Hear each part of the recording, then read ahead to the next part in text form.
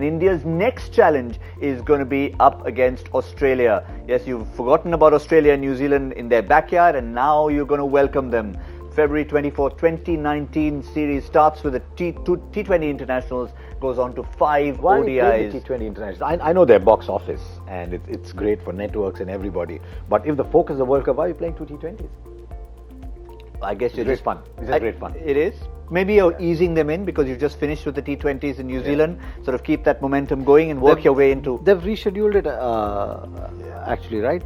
T20s were later, and then now they've. So now they're getting the 2 T20s out and playing the 5 ODIs. Yep. Let's just look at the Australia squad with Ricky Ponting as a new addition, not in the squad, as part of the coaching staff coming in there. Let's show you exactly who's coming to India. Remember, no Mitchell Starc. That's going to be the big news. Darcy Short is in there, but he's in there provisionally, so he'll go back as and when Sean Marsh comes in. How much are they going to miss someone like Mitchell Starc? Not just in terms of winning or losing that series, in terms of his whole build-up to the World Cup. Because he's hardly played any white ball cricket. So he's only played Test match cricket, and he's invaluable for them at the World Cup. So they'll desperately want him to play some white ball cricket. I'm told that this recent injury might put him in doubt for the 5 games against Pakistan immediately after India as well. Oh. So for Mitchell Starc. For Mitchell Starc. Okay.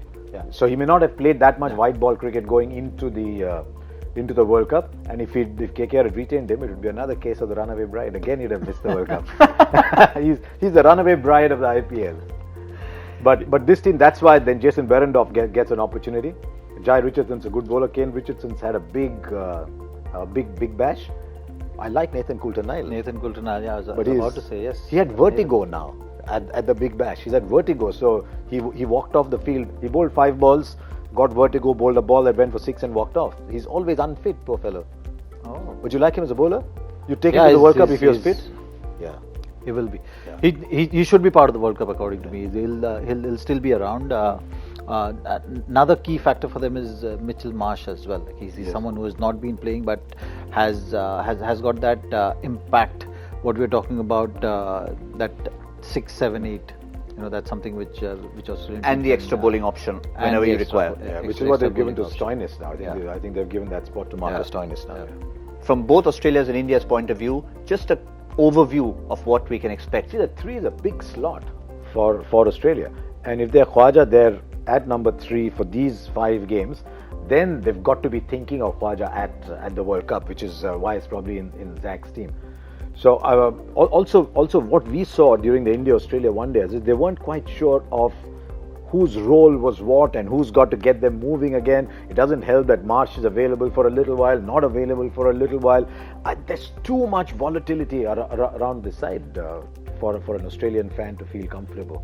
But let's come to India. Yes. I just want a word from both of you on India, because we know one of the talking points will be who are the 15 that they put out there, and maybe they'll split it between 3 and 2 ODIs.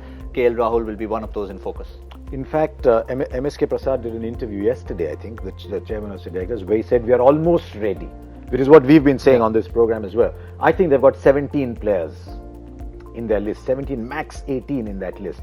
So I'd like to see a little more of Umesh Yadav. I'd like to see a lot more of Rishabh Pant, KL Rahul, and I definitely like to see a little more of Dinesh Karthik. You can't suddenly tell Dinesh Karthik, sorry, we didn't give you enough chances, but now we don't want you in the side. So they've got to look at Dinesh Karthik as well. Do you think we want to rest Rohit? And to add to the list which you just mentioned, I think Vijay Shankar. Vijay Shankar, there you go. So we've probably got 19 from which to pick 15. Yeah.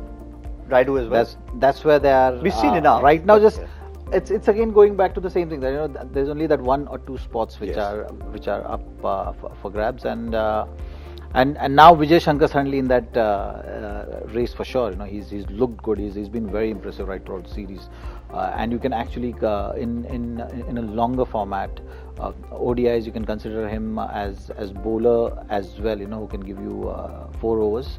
Depending on the situation, if you use him smartly, so that opens up another option as well. And in England, in maybe some games, you might have overcast conditions where you can think of these options as well. So let's see how many are fixed, right? Rohit is in, Shikhar is in, Virat is in, MS Dhoni is in, Ambati Rayudu is in, Kedar Jadhav is probably in. So now you have 2 slots left. for those two slots, you've got Vijay Shankar, who I think is a good counter to Kedar Jadhav if you think you need an extra seamer.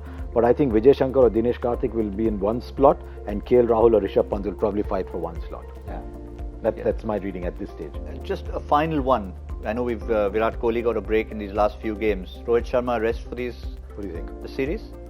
I think so.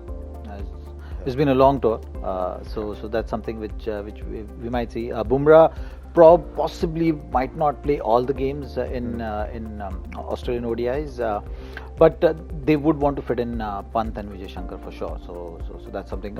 Even Virat, for that matter, I don't think he'll be playing all the matches. Fair enough. Is what my feeling is.